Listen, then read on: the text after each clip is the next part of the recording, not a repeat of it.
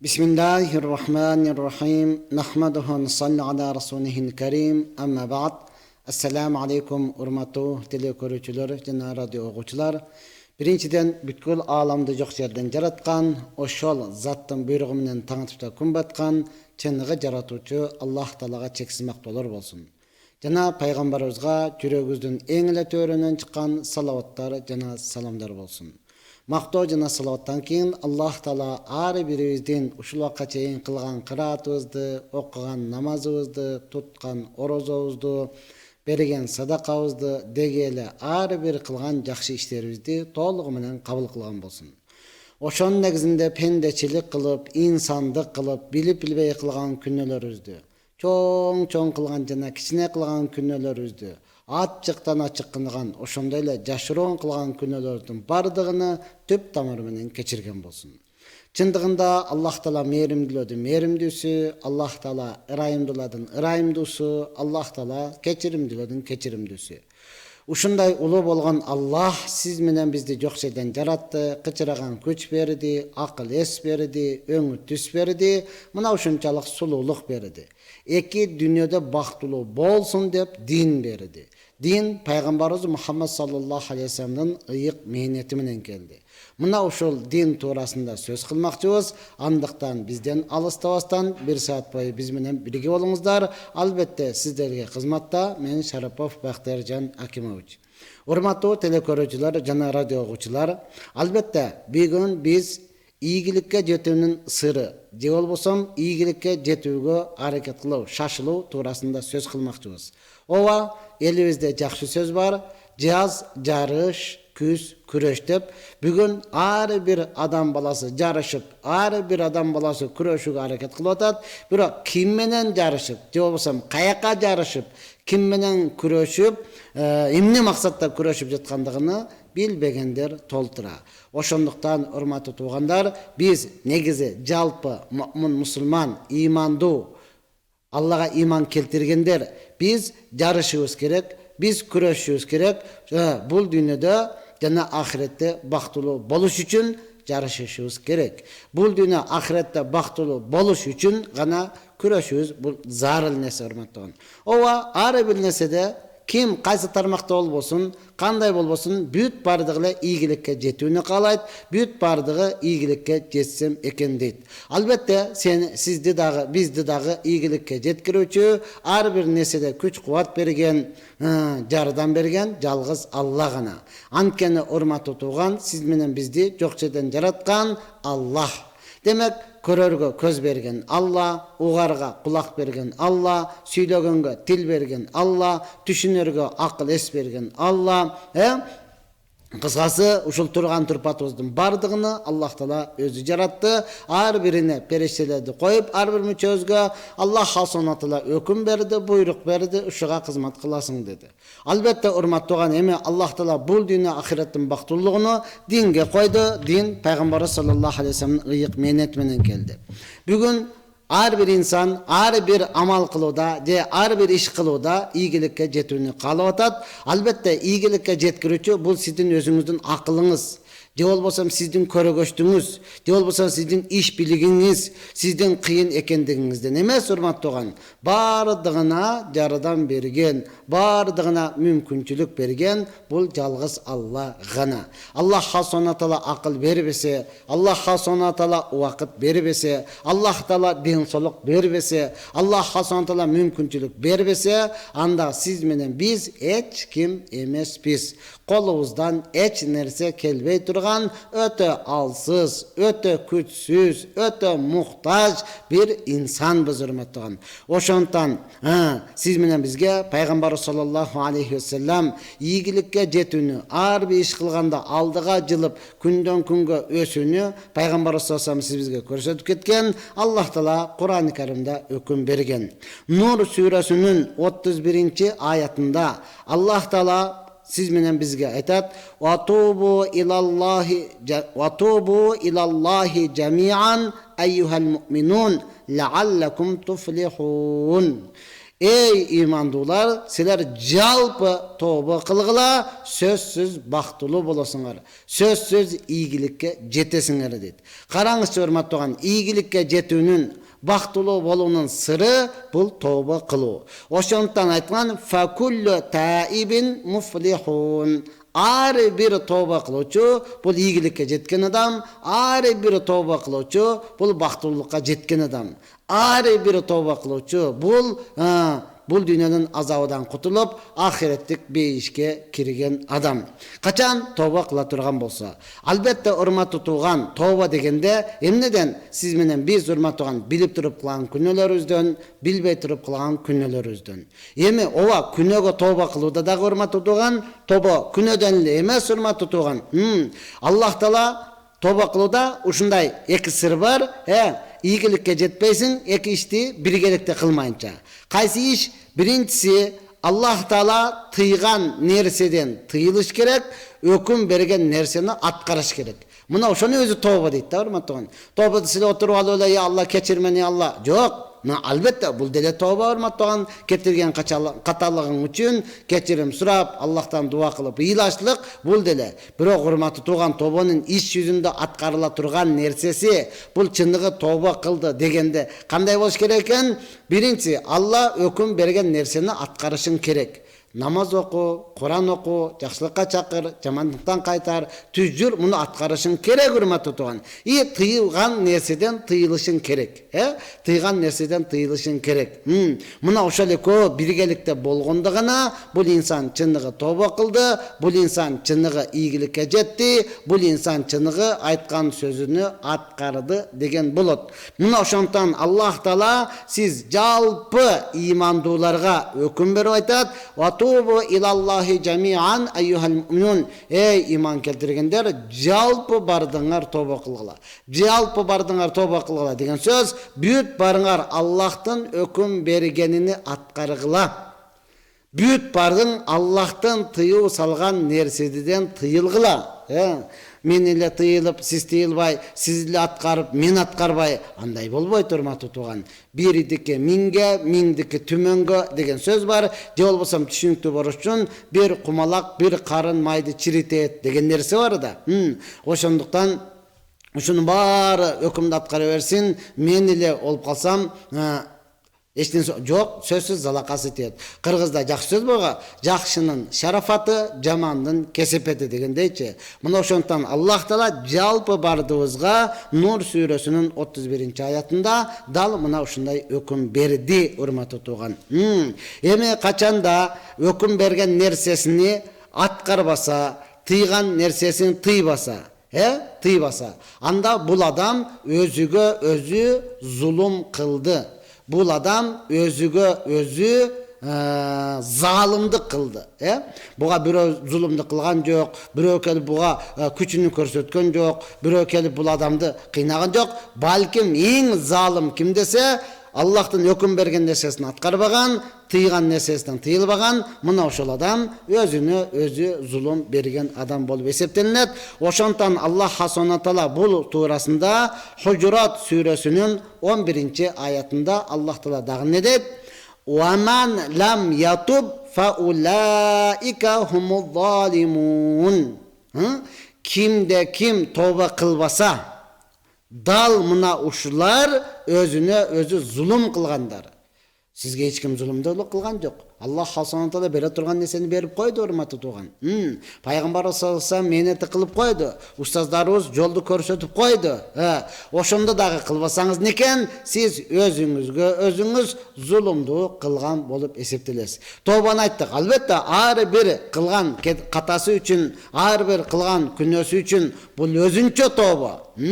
Анан кийин урматтуу тободу силе бир эле сөздү кайталай берет дейбиз го. Жок, урматтуу тобо кылуунун дагы жолун айтып атат. Тоба кылыштык. Биринчи эмне экен? Аллахтын өкүм берген аткарганыңыз бул тооба кылды деп эсептелет. Аллахтын тыйган нерсесинен тыйылышыңыз бул өзү тооба болуп эсептелет да.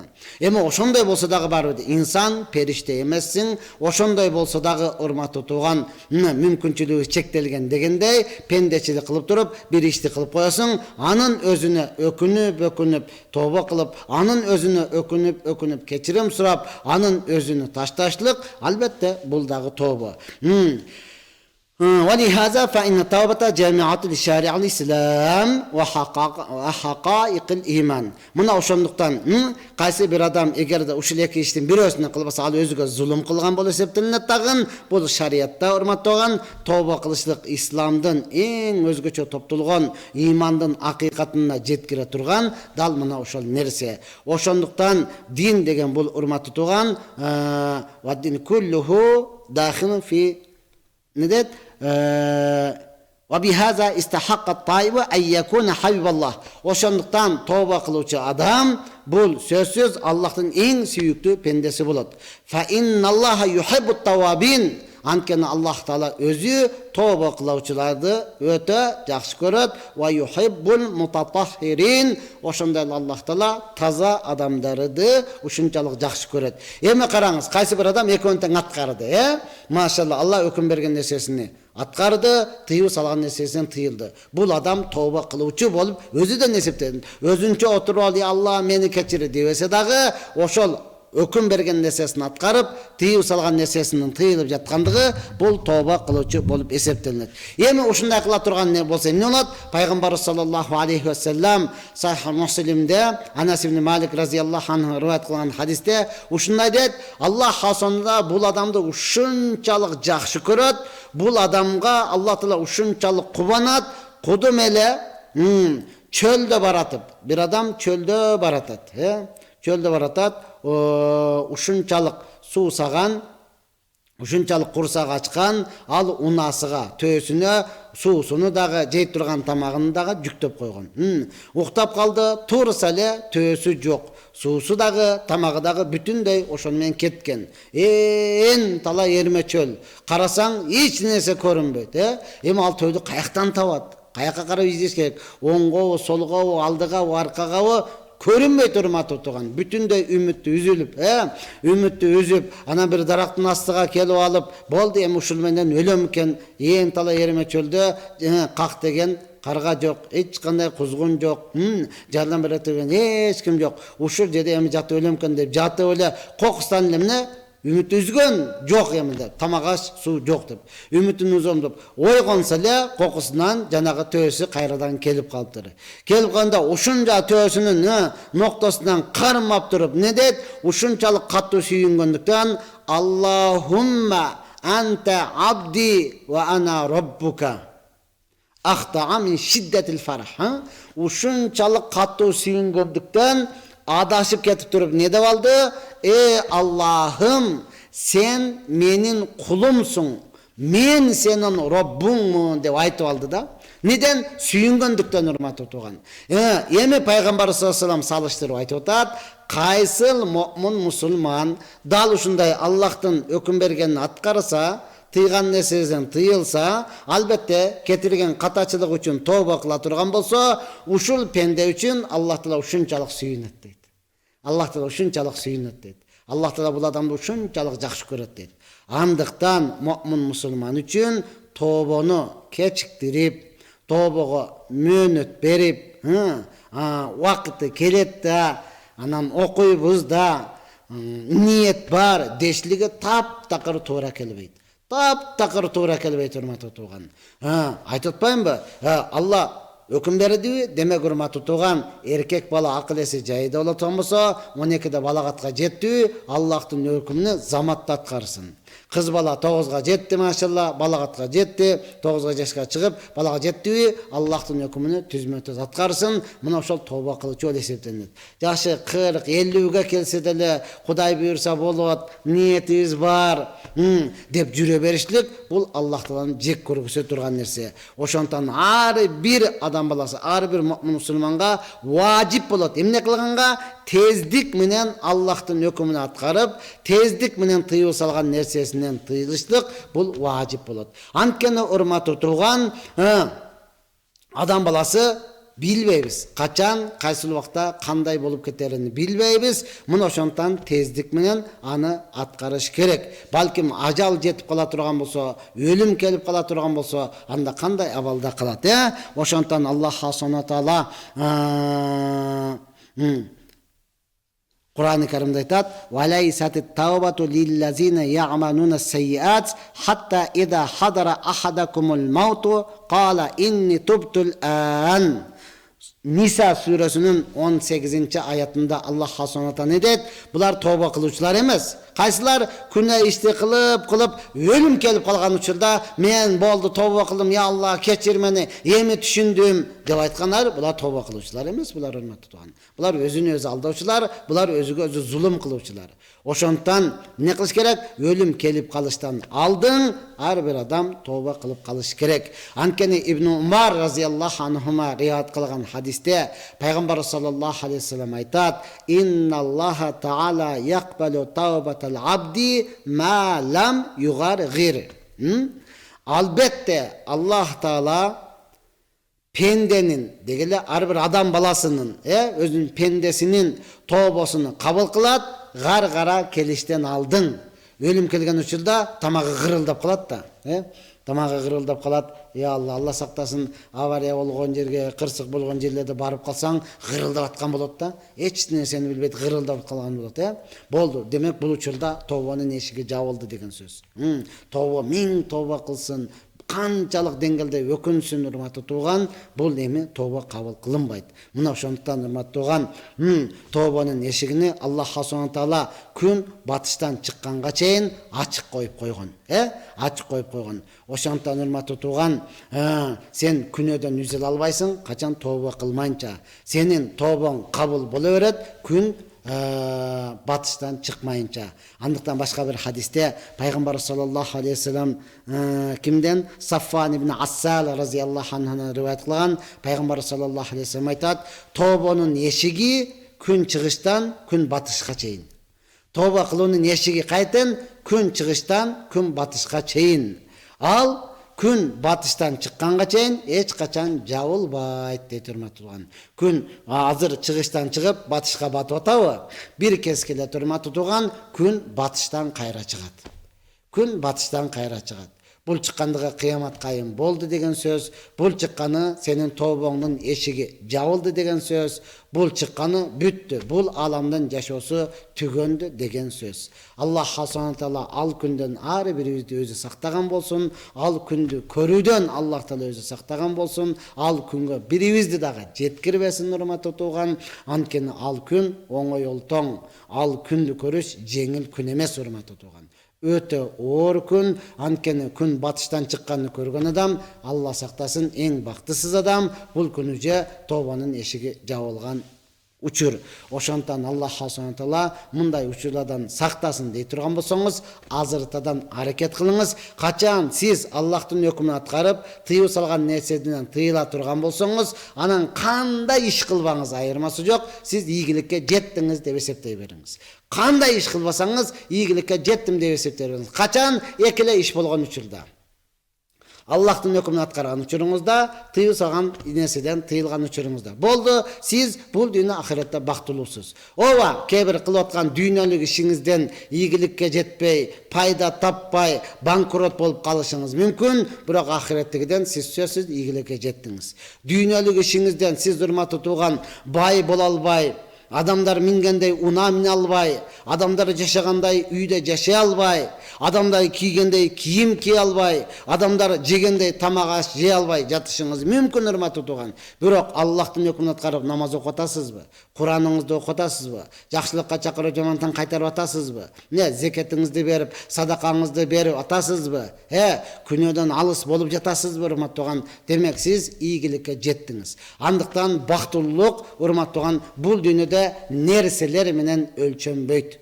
Бул дүйнөдө бактылык нерселер менен эсептелбейт. Сиз турмушка чыгып үй жайлуу балалуу болдуңуз, о биз бактылуубуз. Ооба, Аллахтын өкмүн аткарып аткан болсоңуз бактылуусуз. Сиз турмушка чыктыңыз, урматтаган, бир нерсе болуп ажырашып кеттиңиз, балалуу болбой калдыңыз. Мен бактысызмын. Жок, урматтаган, Аллахтын өкмүн аткарып атасызбы? Тыйган нерседен тыйылып атасызбы? Сиздин бактылыгыңыз турмушту ажырашпай куруп кетишиңизде, же болбосо балалуу болуп калышыңызда эмес, урматтаган.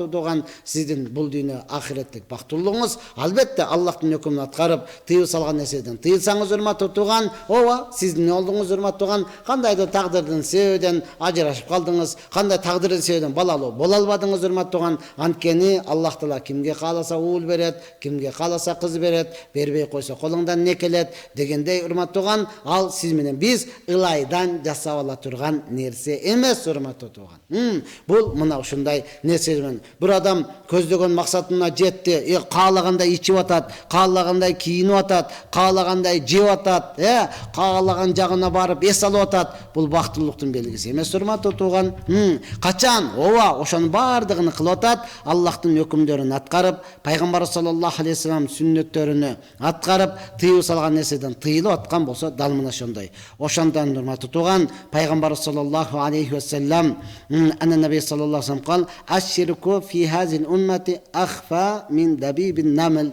Пайгамбар саллаллаху алейхи вассалам айтты, бул үммөттө эң коркунучтуу ширк бул кумурсканын басышыдан дагы билинбеген бир ширк бар деди.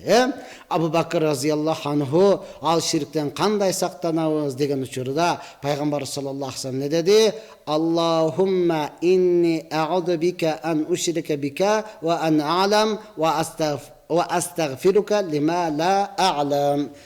Аллахум, мен билип туруп дагы жана билбей туруп дагы кылган ширкимден тооба кылам, кечирим сурайм, сенден сактаныш тилейм деп айта турган болсоңор, дал мына ушундай ширктерден сакталасыңар деди. Качан? Урматтуу сиз менен биз жанагы айткандай Аллах Таала өкүм берген нерселерди аткара турган болсок.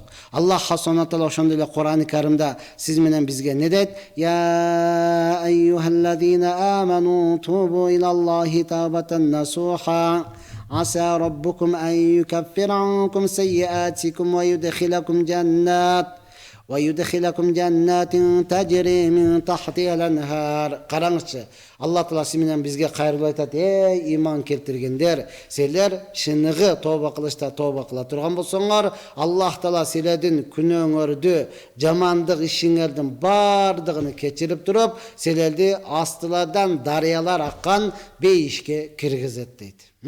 Качан? Чыныгы тооба кылышта тооба кыла турган болсоңуз, не кылат экен Аллах Субхана Таала? Сөзсүз сиздин жамандык иштериңизди, күнөөлөрүңүздүн бардыгын кечирип, жаап туруп, астыдан дарыялар аккан бактарактар бар бейишке киргизет дейт. Биздин бардыгыбыздын максатыбыз ошол, ийгиликке жетиштик, урматтуу тууган. Демек, бүгүн жаз келди деп эле, урматтуу тууган, жаманчыңызды таштаба дегендей, жаз келди деп эле бүт бардыгын таштап туруп, талаага чыгып кетсеңиз дагы, бардыгын кылсаңыз дагы, сиз ийгиликке жетиш үчүн ошол талада болсун, көлдө болсун, чөлдө болсун, тоодо болсун, Аллахтын өкүмдөрүн аткарып, намаздарыңызды окуп, ибадатыңызды кылып, тыйып салган нерседен тыйылып, жакшылыкка чакырып, жамандыктан кайтарып тура турган болсоңуз, мына ошондо тапкан нерсеңизде береке болот, ишиңиз ийгиликтүү болот. Мына ошондо урматтуу тууган, сиз бул дүйнө ахиретте өкүнбөйсүз. Эгер ушул эки иштин бирөөсү калып келе турган болсо, анда Аллах Таала өзү сактасын. Бул нерселерди пайгамбар саллаллаху алейхи вассалам сиз менен бизге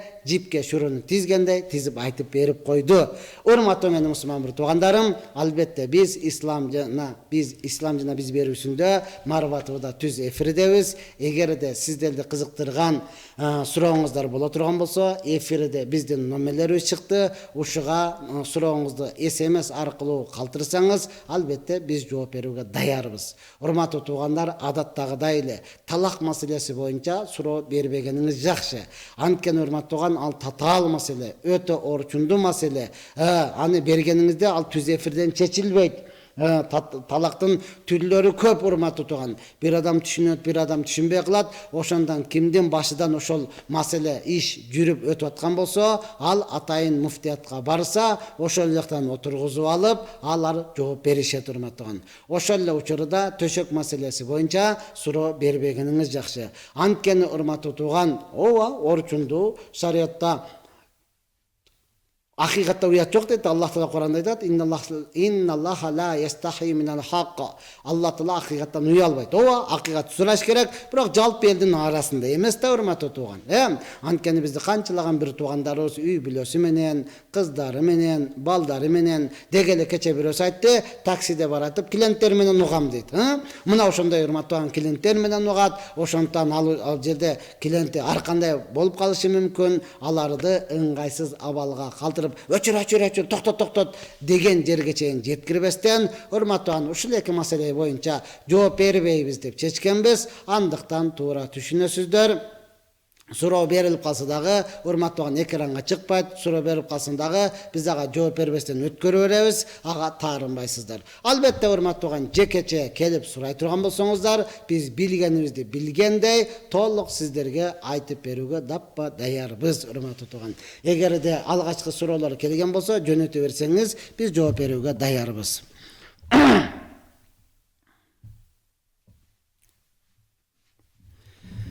Ya Rabbi, annahu kana yed'u fi salat. Albatta Peygamber sallallahu aleyhi ve sellem özünün duasında, özünün namazında da, duasında da ne kılatla? Allahümme gfirli hati'ati ve cehli ve israfi fi emri ve ma ente a'lamu bihi minni. Allahümme gfirli ceddi ve hazli ve hatai ve amadi ve kullu zalika indi. Peygamber sallallahu aleyhi ve sellem de hurmatlagan, aradayım dua kılganda, aradayım namaz okuganda, Allah'ım menin kata ketirgenimdi, menin bilbesten kılganımdı keçirgin, işlerimde, cumuşlarımda ısraf kılganlarımdı keçirgin. Albatta men bilbemin sen bilesin. Allah'ım menin ataylap kılgan, tamaşalap kılgan, ne kılgan, kemçilikten kılgan günölörümdü keçirgin. Allah'ım Qaysı neseni men murda kılgan bolsam, qaysı neseni keçirgen bolsam, qaysı neseni jarыя kılgan bolsam, qaysı neseni açıktan açık kılgan bolsam, oşoladın bardığını katılarım keçirgen. Allah'ım sen maga karaganda jakşırak bilүүчүсүң, men bilbeymin, senden başka sıyınıga hiç kanday tatыктуу zat yok dep Peygamber sallallahu aleyhi ve sellem özü dualarında, Peygamber sallallahu aleyhi ve sellem özü namazlarında dal mına şunday kılıp Allah'tan keçirim surap tövbe kılıp turar ele tutugan. Emi Peygamber sallallahu aleyhi ve sellem özü de aytат tugan, men күндө Allah Taala'dan 100 жолу, эртемenen 100 жолу, кечинде 100 жолу keçirim surayмын депчи. Siz менен биз ага караганда бир канча алсыз, бир канча күчсүз, бир канча күнөөкөр, бир канча muhtajбыз урматтууган, канча keçirim сурасак дагы албетте сизге зыян болбос. Канча keçirim сурап тооба кыла турган болсоңуз, албетте ийгиликке көбүрөөк, ийгиликке эртерээк жетишесиз. Биздин алгачкы сурообуз келип түштү. Ассаламу алейкум, менин досум көптөн бери арак ичет. Семьясы менен да иши жок. Досуму 40 күндүк даватка жөнөтсөм болобу? Өз оюна койбой эле. Рахмат. Сиз аны жөнөтө бербестен досуңузду алып чыгып кеттиңиз. Чыныгы дос болсоңуз, мына 40 күндүк даватка Кудай буйрса, эртең ушул айдын 24-25-теринде медреседеги окуучулар чыгат. Алар как практика катарында тажрыйбадан окуган нерсесин тажрыйбада колдонуш үчүн чыгышат урматтууган. Сиз досуңузду өзүңүз алып чыгып кеттиңиз. Аны кошо берсеңиз жоопкерчилик болбогондуктан, аны кошо берсеңиз, ал барып дагы жамаатты ошол жакта дагы ичип алып, анан жалпы даватчыларга сөз тийгиши коркунучу бар да. Кээ бирлер айтып коет, келип алып эле тамеки тартып жүрөт, буларын кандай даватчы депчи. Кодду мына ошондой ичкен, чеккен, уурдаган, кыйнаган бүт баарын топтоп алып чыгат. Арасында бир амир сап болот урматтууган 4 айлык 40 күн ал 10 адамга кантип жетишсин. Ошондон мурдагы чыккандар аларды кошо алып туруп мээнет кыла турган болсок, албетте сиздин себебиңизден ушул досуңуз ичимдигини таштап, үй бүлөсүнө көңүл буруп, ошолорго адал эмгек менен иштеп, багып, ырыскы таап келе турган болсо, сиз ошого себепчи болуп калган болосуз. Чыныгы ахиреттик дос мына ошондой болот. Ошондон мүмкүн болушунча өзүңүз кошо алып чыксаңыз деген сунуш. Assalamu aleykum. Kaza болгон намазын казасын окуп койсо болобу? Сөзсүз да урматтаган. Окуп койсо болобу эмес, сөзсүз окуйсуз. Окулбай, өзү окушуңуз фарыз эди. Окубай өткөрбөдүңүз, күнөөкөр болдуңуз, баары бир карыз болуп калды. Эми аны төлөп беришиңиз керек. Сөзсүз өткөндөрдүн казасын окуйсуз. Албетте окурдан алдын урматтуу туган азан камат айтсаңыз сооп болот. Азан камат айтпай эле окуп кете берсеңиз дагы болот. Аллах Таала өзү жеңилдик берсин. Ассаламу алейкум устаз, мурабаха боюнча кандай дейсиз? Мисалы Ислам банк 0дон мурабаха жолу менен үй машина алып берет экен. Мурабаха бул шариатта бар нерсе. Мурабаха шариатта бар нерсе, урматтуу туган. Ребех, пайдага сатуу деген сөз. Албетте бүгүнкү күнү ошол мурабаханы пайдаланып алып туруп, процент бергендер көбүрөөк болуп жатат. Ошондон сиз кайсыл Ислам банк болсун, башка кайсыл банк болсо дагы сиз барып туруп урматтуу туган эмне кыласыз? Натыйжаны сураңыз. Албетте мурабахада урматтуу туган кымбат болуп калышы деле мүмкүн. Эгерде процентке мисалы мынаны алсаңыз проценти менен 2 миллион болсо үйүңүз 2 миллион болсо мурабаха менен 2 миллион 200 миң болуп калышы да мүмкүн. Мурабахан жолу менен карасаңыз, баягы процентке эсептегенде сизге көптөй сезилиши мүмкүн да. Эгерде процент менен алсаңыз 2 миллион деп атат да, 5% мурабахали алам десеңиз 2 миллион 200 миң деши мүмкүн да. Бирок 2 миллион 200 миң дегенде урматтаган мунун проценти жок. Сиз эмне кыласыз? Мүмкүнчүлүк болушунча андан кутула аласыз. Сизге 2 миллион деп эле аздай көрүнгөнү менен ал төлөй албай калсаңыз процент болуп туруп өсүп кетишлик дагы коркунучу бар да. Ошондон натыйжасын карап, түшүнгөн адамдар менен чогуу барып, сүйлөшүп, акырга чейин эсептешип алсаңыз жакшы болот. Мурабаха өзү шариатта бар. Бүгүнкү күнү көпчүлүк эле урматтуу туган мурабаха деп атын койгону менен, бирок натыйжасы процентке келип чыгып калып атат. Мына ошондуктан көбүрөөк көңүл буруп, билген адамдар менен кошо барып, сураганыңыз жакшыраак болот. Эгер мурабаха жол менен үй дегеле машина бир нерсе ала турган болсоңуз. Ассаламу алейкум. Окулбай калган намаздарды кантип толукталат? Азыр каза сурады го, ошондой эле окулбай калган. Багымдатта окулбай калдыңызбы? Ниет кылдым өтүп кеткен багымдаттын казасын окумакка. Пешинде ниет кылдым өтүп кеткен пешиндин казасын окумакка. Ниет кылдым асырдын, ниет кылдым шамдын, ниет кылдым куптандын казасын окумакка деп ниет кылып кадимкидей эле окуйсуз. Ассаламу алейкум устаз, мен кызым 12 жашта, 3 жолу Куран хатым кылды. Эми грамматика окуса болобу дейт. Субханалла. Караңызчы, 12 жашта кызыбыз 3 жолу Куранды окуп, демек назыр окуп хатым кылды. Эмне болот, эмне үчүн болбош керек урматтуу туган? Куран хатым кылбай туруп деле грамматика окуса боло бермек болчу. Азыр Куран хатым кылып туруп өтө сонун эми грамматика окуса болот. Устазасын жакшы тандап туруп ошого бериңиз. Кудай буйрса сиздин кызыңыздан бир нерсе чыгат иншалла. 12 жашта Куран хатым кылды деген бул эсептелүү гана карындаштарыбыз да. Алхамда келечекте сонун ушундай муун келе жатат. Сонун жаштар өсүп келе жатат. Кудай буйрса ушулар Кыргызстаныбызды өнүктүрүп, ушулар Кыргызстаныбызды гүлдөтүп жиберет деген үмүттөбүз иншалла. Ассаламу алейкум молдаке, уулубузду үйлөйбүз, өкүл ата коюш шартпы? Рахмат. Жок, өкүл ата коюш шарт эмес. Эгер коям десеңиз, эгер үрп адатыбызда бар десеңиз, ооба, бар урматтаган шариат каршы эмес. Өкүл ата койгондо, уулду үйлөгөндөчү мүмкүн болушунча эми өкүл ата кызга дагы, уулга дагы өкүл ата болот да. Ошону кыздын тайкелеринен, кыздын жакын жактарынан койсоңуз өтө жакшы болот. Болбосо баланын дагы өзүнүн жакшымдай күйө турган адамдарды койсо жакшы болот да.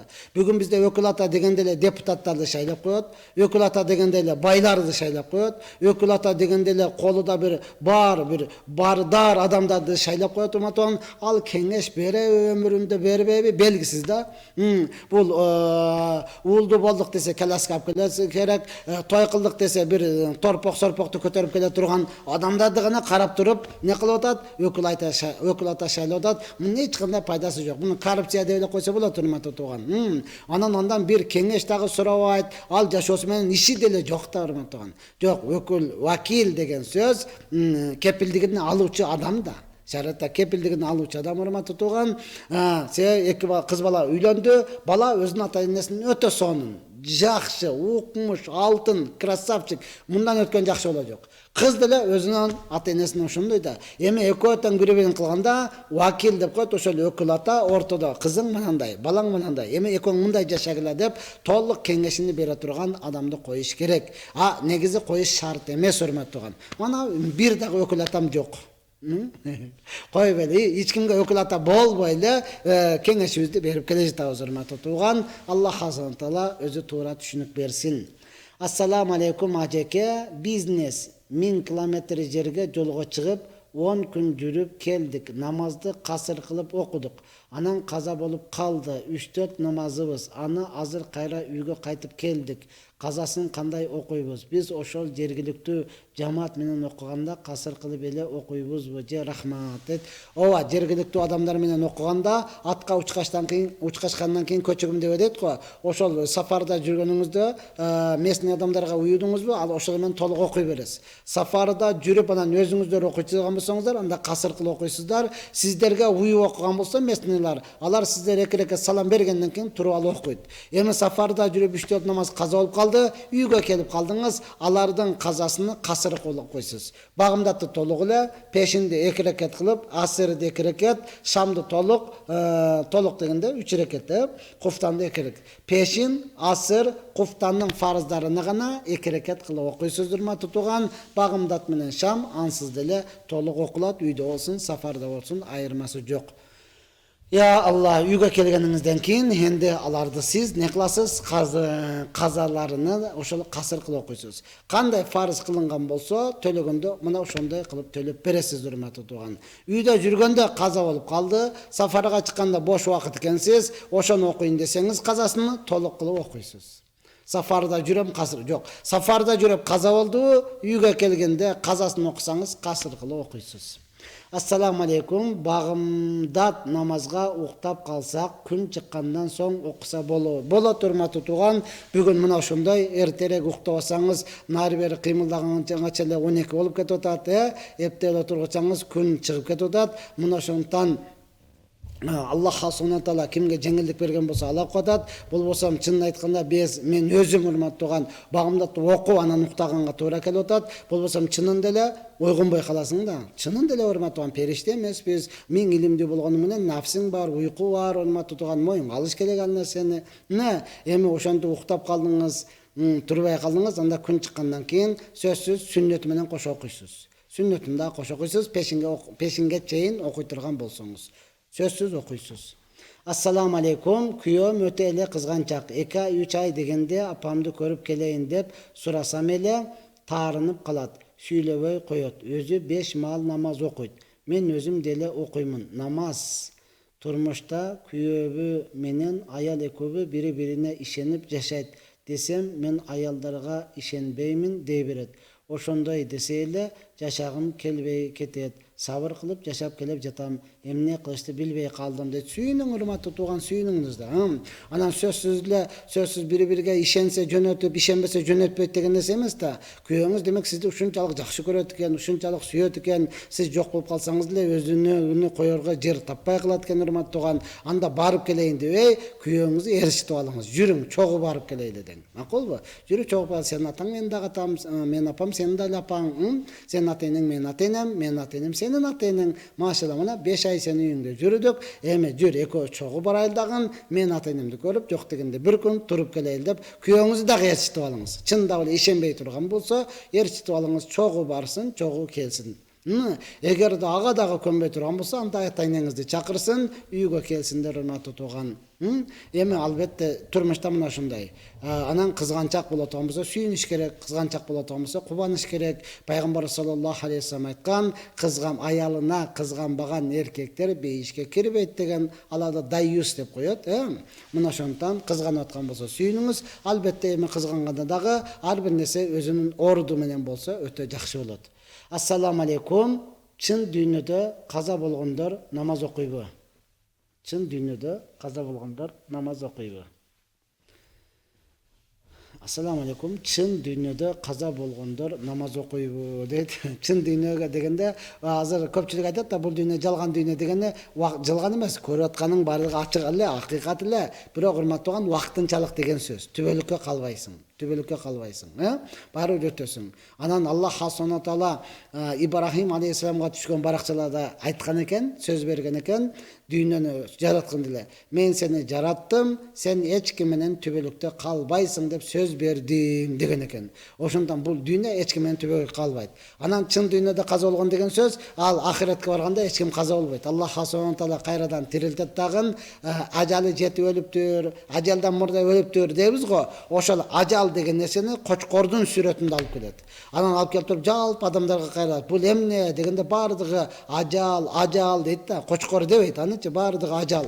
Ажалы жетип өлүптүр, ажалдан 5 күн мурда өлүптүр деген сөзүбүз бар го, Ажалы жетпей өлүптүр, ажалдан мурда кетиптир дегендейчи. Ажал дейт, ана бүгүндөн күн өлүм жок деп туруп ошол кочкор ажалды союп салат да. Ал дүйнөдө анан кимне жок? Ажал жок. Анан ал жакта эч ким өлбөйт. Чыныгы дүйнө деген бейиш, чыныгы дүйнө деген дозок. Ал жакта эч ким өлбөй турмактуу тууган. Анан ал жак бейиш болгондон болду. Сыноо дүйнөсү бүттү. Эми ал жакта намаз окулбайт. Ал жакта намаз окулат. Албетте ким кааласа, каалаганын кыласыз да. Кааласаңыз окуйсуз, каалабасаңыз окубайсыз. Эркин тема деген сөз. Эркин жашайсыз ал жакка барганда урматтуу тууган. Иншалла бул дүйнөдө Аллахтын өкүмүн аткарып, толук ибадат кылып, Алланы ыраазы кылып, өтүп бейишке кире турган болсоңуз, эркин жашайсыз. Кааласаңыз окуйсуз, кааласаңыз окубайсыз, кааласаңыз дыйканчылык дагы кыла бересиз, урматтуу тууган. Пайгамбар саллаллаху алейхи ачык айтты го. Пайгамбар саллаллаху алейхи Меккеден Мадинага көчүп келген учурда пайгамбар саллаллаху алейхи бейиш туурасында айтып берип атып, анан сахабалар бейиште бир инсан Аллахтан сурайт: Аллахым, мага мүмкүнчүлүк берип, мен дыйканчылык кылайын. Кыла бер уруксат. Гектар жерди кылып, түшүмдү заматта эле үйүп салат да, бейиште үйүп салат. Үйүп салып анан адамдарга таркатат десе, аны Абу Хурайра разияллаху отуруп айтат: Алланын элчиси, ошол киши мадиналык киши болсо керек дейт. Неге десе айтат, биз Меккеде дыйканчылык көп деле кылбайбыз го, мадиналыктар көп кылат экен, ошолор сураса керек деп пайгамбар салам жылмаят да, урматтаган. Мына ушундай ким ойга не келсе ал жерде сурап алып ишти кыла берет. Bir kız var, anın bir balası var, üylensem bolo deyt. Bir kız var, anın bir balası var, üylensem bolo. Bir kız var, özü kız bolsa, anın balası kantip bolot. Turmuşka çıkıp ajırашкан ayal boluşu mümkün. Turmuşka çıkıp ajırашкан kelin boluşu mümkün. Albatta урматтаган, sizge maharam bolboso, sizge çoçun erkek bolup şariatта нике кыйганга мүмкүнчүлүк болсо, ал sizge turmuşka чыгам dese эмне үчүн болбош керек? Сөзсүз болот урматтаган. Albatta анан siz бойдок болуп мурда үйлөнө элек болсоңуз, анда siz деле кыз турмушка чыгылакты алганыңыз жакшыраак болот. Turmuşka çıkacak kızdı alganınız жақсырақ болот. Azı siz аны көрдүңүz, ова сүйүп калдыңыз, жакшы көрүп калдыңыз, ансыз эч ким менен жашабайм дегендей кылып атасыз. Siz түшүнгөнүңүз менен бизде үй бүлө түшүнбөй турмактаган. Көпчүлүктөр мына ошондой эмне кылат?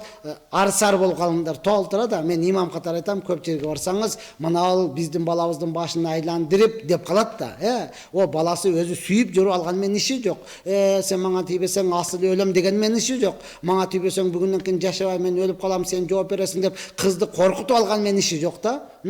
Анан эле мына ал кыз биздин бойдок балабыздын башын айландырып, бир баласы менен келип алып, эми тигиндей кылып, ана мындай кылып деген эле адам да. Байкуш кыз дагы эмне дешин билбейт, бойдок балага турмушка чыгып алган, Ошондон чынын деле пайгамбар саллаллаху алейхи вассаламдын ар бир айткан сөзүндө хикмат, данышмандуулук бар да. Бойдок болсо бойдокту алганы жакшыраак болот. Албетте ажырашкан болсо мында дагы бир поражение деп коебуз го, минус тигинде дагы бар, экөө бири менен тең түшүнүп туруп жашап кете турган болсо эмне үчүн болбош керек? Шариатта болот, сөзсүз урматтуу тууган, үйлөнсөңүз болот. Ассаламу алейкум. Зулум тартып жаткан мусулман бир туугандарыбызга дуа кылып коюңузчу. Аллахым ыраазы болсун сиздерден жана баарыбыздан. Амин. Аллах Субхана таала залымдуулугунан ар бирибизди дегеле жалпы мусулмандарды куткарган болсун, урматтуу тууган. Албетте урматтуу тууган, кээде муъмин мусулманга башка бирөө душман тараптан залымдык кылып аткан болушу мүмкүн. Ошол эле учурда адам баласына өзүнө өзү зулумдук кылып аткан болушу мүмкүн.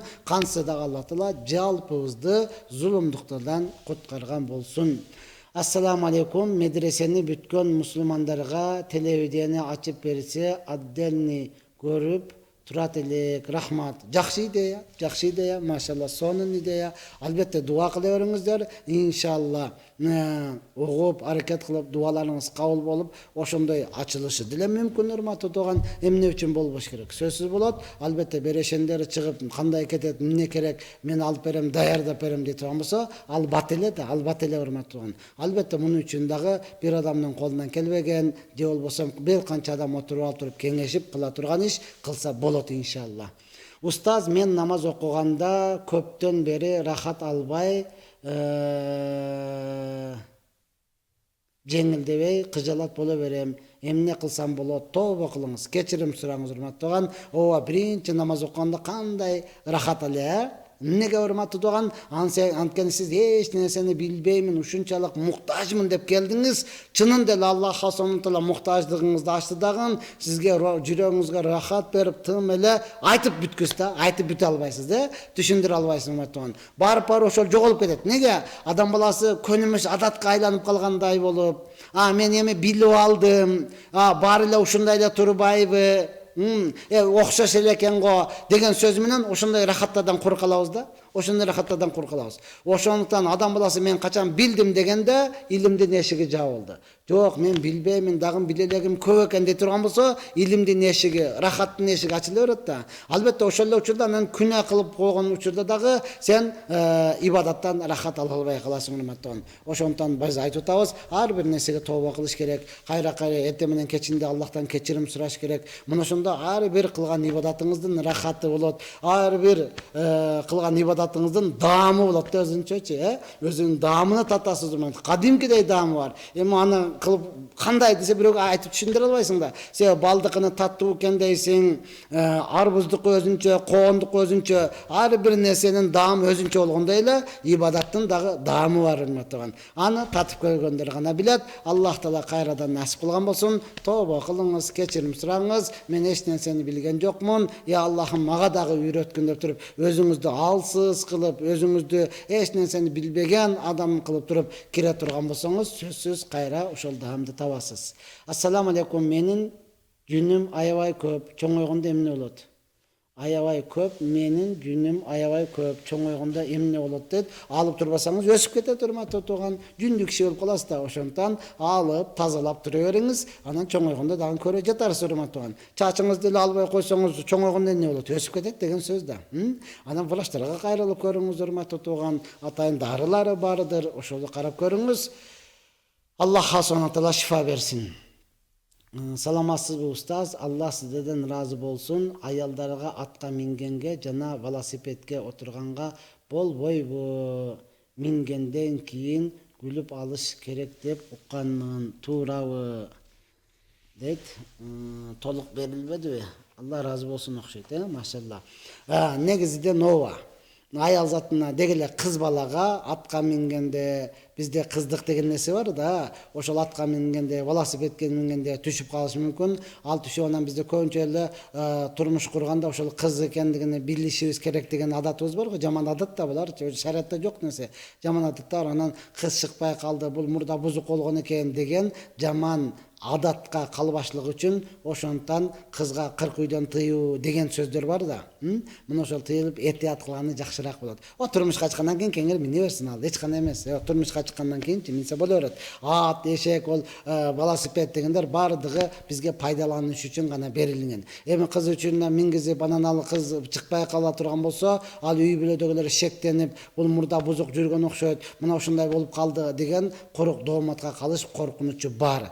Мына ошондуктан ага минбей турсун, турмушка чыкканга чейин эле деген сөз. Минсе күнөөкөр эмес. Ассаламу алейкум рахматуллахи ва баракатух. Устаз, балык боюнча айтып коесузбу? Балактардын хормун, чочконун майы жана териси кошулат дейт. Жегенге болбой калабы дейт. Эгер чындап эле урматтуу тууган кошулуп аткан болсо, ал жегенден кийин урматтуу тууган, анда негизден такыбалык үчүн ошол балыкты мисалы чындап эле айткандай чочконун корму, ошондой майлары берилген болсо, аны Takvalык кылам десеңиз, берип туруп эле союп жесеңиз, урматтуу агам, ошондо макруh, арам эмес, анда делечи. Анда деле арам эмес. Кудум эле бул бош жүргөн тоок сыяктуу да. Бош жүргөн тоок адамдын кыгын деле жеп кое берет го. Эми муну ошону урматтуу агам, ошол заматта союп турган болсоңуз, карахият макруh болот да. Эми аны союм десеңиз, камап таза дан берип туруп, анан союп жеген болсоңуз, муну ошондо эч кандай шек жок. Кудум эле балыктын дагы өкүмү ошондой. Эгер ошентип берип аткан болсо, урматтуу агам, карахият арам деп айта албайбыз. Урматтуу туган, эми кайсы бир такыба адамга жегенге болбойт. Урматтуу туган, такыба чынында эле тамагын алкымын тыйып, ар бир дуалары кабыл болуп аткан, олиялык деңгээлге жеткен адамдар эгер шектенсе, аны жебей койгону жакшыраак болот. Жебей койгону жакшыраак. Эгер балык экен деп ойлоп келип жей турган болсоңуз, сиз күнөөкөр болбойсуз. Ассаламу алейкум. 4 рекет фарз намазды ачыкча 2 рекет окуп койсо же 2 рекетти окубай койсо, сайда сахв кылса болот. 4 рекет фарз намазды ачыкча 2 рекет окуп койсо же 2 рекетти окубай койсо, сайда сахв кылса болот дейт. 4 рекетти урматтаган 2 рекетти ачык калбай калса, 2 рекет 4 рекет да, 2 рекетин окуп 2 рекет окулбай калган болсо, анда фарзыңыз толук болбоду, баштан кайталайсыз.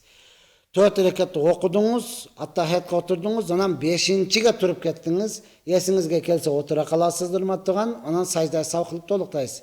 Эсиңизге келбестен сажда кылып койгон болсоңуз, анда 6-чы рекет кылып толуктайсыз. 4 рекет фарз болот дагы, акыркы 2 рекет нафил болуп калат. Накол жетпей кала турган болсо, анда саждасы менен толукталбайт. Албетте ашып кете турган болсо, урматтуу туган, 1 рекетке эсиңизге келген болсо, сажда кылышты, 5ке сажда кылыштан алдың эсиңизге келсе, унуткандык саждасы менен толуктап койсоңуз болот. 5-чи рекетти дагы окуп койгон болсоңуз, эми 6-чыга дагы турасыз дагы, 2 рекети нафил болуп калат, 4 рекети фарз болот. Ассаламу алейкум. Жаш балага көз мөнчөк такса болобу? Жок, урматтуу туган, көз мөнчөк тагышлык бул эмне максат? Тагышыңызда максатыңыз эмне андыкында? Көз тийбесин деп атасызбы? Ошол көз мончокко ишенип атасыз, урматтуу туган. Ал мончок өзүнө сактай албаган балаңызды кантип сактасын? Аны күйгүзсөң күйүп кетет, сындырсаң сынып атат, үзүп салсаң үзүлүп калып атат, урматтуу туган. Анан өзүнө сактай албаган балаңызды кантип сактасын? Максаты ошо сактай деп атат да. Жок, бул ширик болуп эсептелет. Аллага шерик кошуу. Алла таала сакташ кереги да, жок, сактай албады, эми көз мончок сактасын деген болот. Алла сактасын, урматтуу туган. Кээ бир адам түшүнбөй эле тагып коет да, түшүнбөй эле сатып келген экен, баягы кооздук кылып, мурда апаларыбыз мончоктоло жыйк кылып тагып алат эле го. Анан жаш балдарга дагы кээ бирөөлөр түшүнбөй эле тагып койгон болот. Аны деле алып салганыңыз жакшыраак. Себеби көргөн адам астагфирулла, неге тагып койдуңар, ширксиңер, мушриксиңерби, ушуга ишенесиңерби деши мүмкүн. Кээ бир адам чын деле эч кандай түшүнбөй эле диля красота деп коет, илип кое берет, урматтуу туган. Негизи жакшы нерсе эмес. Анткени бизде көпчүлүгү ошолорду көз тийбейт, ушул көздөн сактайт деген ишеним болуп калгандыгы үчүн, калгандары дагы ошондой ойлой берет дагы. Бул жек көрүлгөн нерсе, аны алып салган жакшыраак. Ассаламу алейкум ажеке, бешим намазына келип калдым. Парыздан кийин сүннөтүн кайсы бири биринчи окулат? Пешим фарзына келип калдыңыз, Пешим фарзына келип калдыңыз, ошол заматта фарзга кошо окуйсуз дагы, салам бергенден кийин эң биринчи 4 рекетти окуйсуз. Эң биринчи 4 рекетти окуйсуз дагы, анан окуп бүткөндөн кийин калган 2 рекет сүннөттү окуйсуз. Ооба, кээ бирөөлөр мен 2 рекет сүннөт күнөөкөр болбойсуз. Бирок тартиби мына ушундай, урматтуу туган, биринчи 4 рекет сүннөттү окуйсуз дагы, андан кийин 2 рекеттин сүннөттү окуган болосуз. Эбе кайсы бир адам билбейт 2 рекет сүннөтүн окуп алыптыр биринчи, анан 4 рекетти кечиктирип окуган болсо, күнөөкөр эмес, ал урматтуу туган, бирок тартиби мына ушундай. Ассаламу алейкум устаз, азыр фура айдагандар көп, праваны жасатып айдагандар көп. Ошол тапкан акча адалбы дейт. Албетте урматтуу туган, аны арам деп айта албайбыз, Эми Кудайга шүгүр, бир кезде мурда ошондой эле. Азыр алхамдулилла, мамлекетибиз күчүнө кирип, закондор ишке жүрүп калгандыгы үчүн, азыр о сатып алыш аякта турсун, окуп алгандан кийин экзамен тапшырып өтүш өзүнчө бир азап болуп атпайбы? Мына ошондон урматтуу туган, азыр мурда эми болуп өттү, афаллаху массалаф, өткөндөрдү Алла кечирсин, эми калгандары толук окуп алат. Албетте эми мурдагы окубагандар этият кылып, адамдын өмүрү менен ойношпостон, жарышып албетте этаат кылып айдагандары жакшы болот. Ассаламу алейкум устаз, азыр айтып өттүк урматтуу туган. Эгер кийинки суроо болсо берсе, аны айтабыз. Чынын деле урматтуу туган, мурда ушундайлар сатып алгандар көп эле, Кудайга шүгүр азыр жок. Ассаламу алейкум устаз, кандайсыз? Казан намаздарды кайсыл маалда окуса болот? Дейт. Шүгүр, мен жаппа жакшынамын. Казан намаздарды 3 убакыт эле окуйсыз. Күн чыгып келе жаткан учурда. Чак түш bir 15 мүнөт эле болот. Азыр саат 1ден 3 өткөндө, 1де пешин убакыты кирип атабы, демек 15-20 мүнөт калганда чак түш болуп эсептелет. Ошол учурда гана казан окуйсыз. Күн батып баратканда окубайсыз. Калган бардык учурда казан окуй бересиз. 3 эле учурда окубай атасыз, Күн чыгып келе жаткан учурда, чак түштө, батып бараткан учурда. Асырдан кийин каза окуса боло берет. Азыр жаздын күнү асырдан кийин 2,5 саат убакыт болот атпайбы? Шон жок дегенде 1 саат, 2 саатын окусаңыз кеңири жетишесиз да. Багымда азыр 3 эле болуп атат, 3дөн 6 өткөндө болуп атат. Убакыты кирип атат урматтуу туган. 4:30га чейин, 5ке чейин кеңири казаңызды окусаңыз болот. Албетте чыгып келе жаткан учурда гана, чак түштө гана окубайсыз.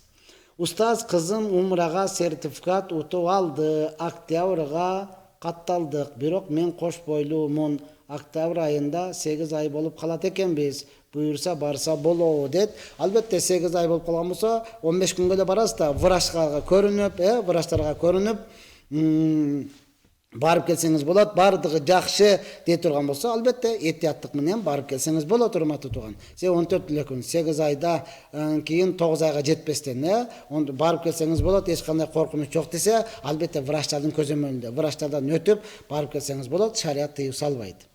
Ассаламу алейкум дамыла, менин досторум баары арак ичишет. Ичпегиле деп айтсаң дагы угушпайт. Мен ошолор менен чогуу отурсам болобу? Барбай койсом капа болуп атышат. Кандай кылсам туура болот? Барбай койсоң туура болот урматтуу. Алар сен барбасаң капа болсо, алар ичкенге сен неге капа болбойсуң? Алар капа болса жарашат. Сен капа болсаң неге жарашпайт урматтуу? Өзүңүздү өзүңүз баалай албаган адам экенсиз да. Караңызчы, бүгүн ушундай алхамдулилла арактар сатылбай калды, ичкендер жоголду деген жакта дагы жашыруун топтолуп алып, өзүнчө ичкендер дагы деле бар да. Демек не кылышыбыз керек? Дагы мээнетти күчөйтүшүбүз керек. Дагы акыйкатты агартуу иштерин көбүрөөк жүргүзүшүбүз керек урматтуу. Сиз ага барбай койсоңуз сооп болот. Алар капа болсо сиз деле капа болгонду билиң да. Мен силерди сагындым, силер менен отурайын десем ичип алып атасыңар, андай кылганыңар болбойт деп сиз дагы капа болушту билиңиз. Алар барбай койсоң капа болот, сен көргөзүп алып ичип отурат. Сен деле кел бир ичип көрбөйсүңбү, нам алып жеп көрбөйсүңбү деп айтсаң, сен унчукпа, ичпегиле да деп коюп отурасың. Андай болбойт урматтуу. Сиз ичпегениңиз менен алардын алдында отурсаңыз, ошол ичкендердей күнөөгө батасыз. Ичкендердей күнөөгө батасыз. Даватка алып чыгып кетиңиз, аракет кылыңыз. Ассаламу алейкум. Алла сиздерден разы болсун. Барыңыздардан зикир хадияны бир адамга эмес, көп адамга болобу? Болот урматтуу туган. Зикирлерди көбүнчө ла илаха иллалла деп 1000 жолу, 100 000 жолу, миллион жолу толтурдуңуз дагы ушундан пайда болгон сооптарды жалпы мусулмандарга багыштадым деп багыштап койсоңуз болот урматтуу туган. Алла Карим, Алла берешен зат. Аллах Субхана Таала ушунчалык берешен зат урматтуу. Бардыга бирдей бере берет, Ага бөлсө менен буга канчалык жетип калат экен, андай жок. Аллах Субхана берешен зат, соону багыштасаңыз болот. Ассаламу алейкум ажеке, жүрөктөрдү кантип тирилтебиз, тазартабыз, Алла Таала ыраазы болсун дейт. Ла илаха иллалланы көп айтасыз. Ла илаха иллалланы көп айтасыз урматтуу туган. Көрө албастык, ичи таардык, зыкымчылыктын бардыгын жоёсуз, кечирбегендердин бардыгын, сизге зулум кылгандардын бардыгын кечиресиз, тобону көбүрөөк кыласыз, истигфарды көбүрөөк айтасыз, анан жүрөгүңүз тазарат, анан адамдар боюнча жакшы ойлор, жакшы күмөндөр келе баштайт урматтуу. Күнөө көбөйгөн сайын адамдарга болгон жаман ой пайда боло баштайт. Күнөө көбөйгөн сайын адамдарга болгон жаман көрө албастык, кызганычтык, мына ошонун себебинен көрө албастык келе берет урматтуу туган. Андыктан зикирди көбүрөөк айтасыз. Азыр праваны 5000 сомго жасап берет. Ошо менен айдап жүрсө дегеним дейт. Азыр мурда жасап берет, азыр жок. Алхамдулилла, мен эми ал тармакта иштебеймин, бирок бүгүн окуп, ошол жерде барып, анан бир эле Павратыңды бербей калыппын, өтпей калдым. Бир эле бияка дегендерди көрүп жүрөбүз да. Анан ооба, менде деле тааныштарым толтура урматтуу турган. Мурда сиз айткандай барбы десең, ооба келе бериңиз, үйгө келсеңиз сүйлөшөбүз дейт эле. Азыр бирөөсү дагы жок да. Ошончо тааныштар. Анан ким эле сизге 5000ге жасап берип, анан кайсы бирөө эле айдап атат, аны билбейт экенмин урматтуу турган. Кантсе дагы биз аны тапканы арам деп айта албайбыз. Албетте окубастан саткандыгы, окубастан сатып алгандыгы мына ошол гана шектүү болушу мүмкүн. Анан айдап баратып, анан тапкандарыны биз арам деп айта албайбыз, урматтуу тууган. Макул, анан мен бүгүн арам деп айтып коюп, анан сиз аны дүйнө жүзүгө көтөрүп чыгып, манеке фурай дегенде угуп алгыла деп жок, урматтуу, антип айта албайбыз. Ассаламу алейкум. Багымдат намазынан биринчи ракатка Хулкаллаху ахад окуса, экинчи ракатка Фалак сүрөсү окуса болобу дейт. Хулху эмес, кул фу. Кул фу Аллаху. Коф менен. Кул айткын деген өкүм, урматтуу. Ооба, багымдатка биринчи ракатка аны окуп койгон болсоңуз, экинчиге Фалакты окусаңыз боло берет, урматтуу. Албетте узунураак сүрөлөрдү жатташ керек. Узунураак сүрөлөрдү окуганыңыз жакшы болот. Эгер кайсы бир адам ошону билет экен, Аллах Куранда айткан: "Факра ма таяссара мин". Кайсынысы сизге жеңил, кайсыны жаттадыңыз? Ихлас менен Фалак деле болду. Биринчи ракатта Ихлас, ошол кул фу Аллаху ахад. Экинчисиге Фалакты окусаңыз боло берет. Алла Таала өзү кабыл кылсын. Ассаламу алейкум таксир. Жакшы жүрөсүзбү? Ден соолугуңузду сурап коеюн дегем дейт. Ва алейкум ассалам. Кудайга шүгүр, мен жаппа жакшынамын. Алхамдулилла. Сиздердин дуаңыздар менен, сиздердин мына ушундай сураганыңыздар менен биз шүгүр, алхамдулилла жүрөбүз. Ассаламу алейкум таксир. Ва ден соолугуңузду сурап коеюн дегем дейт. Өтө жакшы, сүйүнүп калдым. Аллах Субхана таала жалпыңыздарга ден соолук берген болсун. Албетте көңүлдө, урматтуу тууган, бир сурап коюштук, урматтуу тууган. Өтө жакшы. Бүгүн адам баласы ошо жакшы сөзгө муктаж болуп, бири-бирибизге жакшы сөз айта албай эле кыйналып калдык да. Сонун жакшы сөздөрдү айта турган болсо, эмне кылат? Жылуу сөз айтсаң жылан ийинен чыгат дегендей да. Жылуу сөздөрдү сурашып турганга не жетсин. Азыр каникул орус тилдүү балдарга Куран, ислам боюнча таалим тарбия берген курсово лагерлерди уюштурса абдан сонун болмок. Бишкек шаарында кандай дейсиз устаз? Өтө сонун болмок. Чынында эле, урматтуу тууган, чынында эле аларга дагы көңүл бериш керек. Ооба, жаш балдар, урматтуу тууган, чынында эле өтө сонун болмок. Бирок бүгүнкү күнү чынында эле өзүнчө орус тилдүү балдарга деп атайын айтылганы жок болуш керек. Жалпы эле кылат дагы аппарат балдары дагы түшүнсө түшүндү, түшүнбөсө ошол нарса чуркап жүрүп келип атат. Бирок бардыгы кыргыз тилдөө болуп атат. Чынында эле эми муну дагы фикир кылып туруп, Кудай буйрса ачылып калар деген жакшы ниеттебиз. Мына ошентип, урматтуу туугандар, бүгүнкү күнү биздин убактыбыз дагы бүтүп калды. Аллах Таала жалпыңыздарды машрук болгон иштериңиздерге ийгилик, тапкан нерсеңиздерге береке, үй бүлөңүздөргө тынчылык берсин. Үйлөнбөй жаткандарга, турмушка чыга албай жаткандарга, өзгөчө биздин Майрамбек инибизге Аллах Таала багын ачып, Аллахтын өкүмүнө толук аткара турган, Аллах Тааланын өкүмүнүн буйруктарын аткарып жашаган уул кыздарды дегеле жуптарды Алла Таала насип кылган болсун. Ва ахиру дагвана алхамдулиллахи раббил аламин. Ассаламу алейкум ва рахматуллахи ва баракатух.